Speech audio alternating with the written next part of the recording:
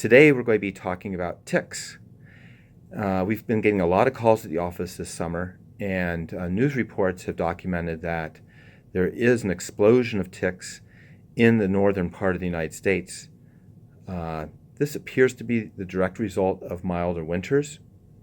Looking into the situation, we find that ticks live through the winter just fine, but during mild winters they reproduce a lot more frequently, and so when spring hits there's a ton more of them, and that's just what's happened here in our greater Cleveland area.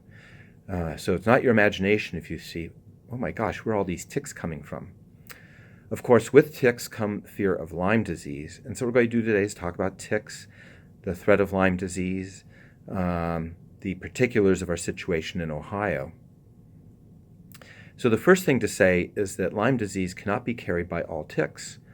Only certain ticks can cause Lyme disease.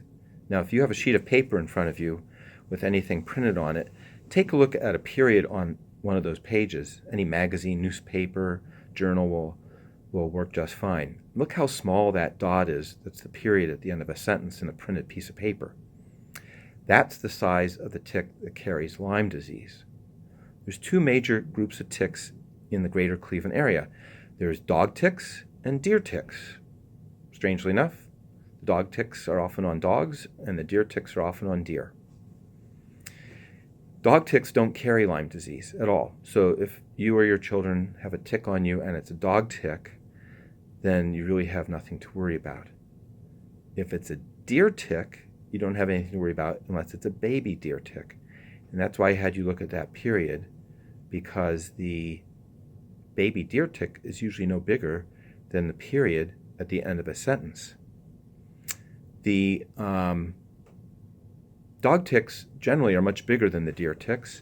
They're browner. Deer ticks are all black.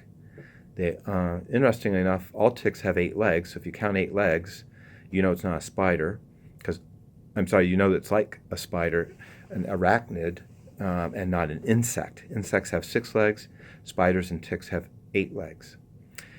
The ticks around here tend to hide out in tall grass, and they don't jump onto you as you pass by. Their back legs are on the grass, tall grass, and their front legs are in the air. And if they can grab you as you walk by, they grab hold, and they burrow their head under your skin. I don't mean to upset anyone with these graphic details, but they do burrow their head under your skin, and they stay there until they get a full meal of your blood. It's only the baby deer tick that carries the germ for Lyme disease. So only if you see a tiny little dot tick like that with black legs do you have to worry about it. Now, the other thing I want to say is that we live in an area of the world that has especially low chance of a tick carrying Lyme disease. If you look on our website, advanceped.com, you'll see an article about ticks and Lyme disease in Real Answers with Dr. Lavin. And there's a link there that will show you the map of where Lyme disease has been occurring. It started out heavy in the Old Lyme, Connecticut area, hence the name Lyme disease. So it's been common in New England and upstate New York, and also very common in Wisconsin and Minnesota. Over time, those areas have gotten much more intensely spread with Lyme disease, and right now, Pennsylvania, New York, New England, and then west of us, Wisconsin and Minnesota are heavily infested with baby deer ticks that carry Lyme disease. So if you go to these places, and in particular if you see a baby deer tick, these tiny deer ticks, you do have to be treated for Lyme disease and presume that you've got it. You don't have to wait for symptoms. But Cleveland, Ohio, for some reason, is an island between these two places. There are cases of Lyme disease reported from our area, but not many caught here. And so chances are, if you're out for a stroll in metro parks, you're not going to catch Lyme disease. If we saw a baby deer tick in this area, there'd be some question about whether you didn't even have to be treated. But we would understand if someone wanted to be. So in this area, we don't look for Lyme disease as much to wait and see if symptoms occur. Those symptoms would be unexplained fever with very sore joints and a very a striking circular rash that can present as a target with a growing outer rim, or just a line a circular line that grows. So to put this together, let's say that it's not your imagination, that you're seeing more ticks than ever in our neighborhood. But the second point is you should know that the ticks in greater Cleveland area don't tend to carry Lyme disease, nothing like the ticks in Pennsylvania and east, or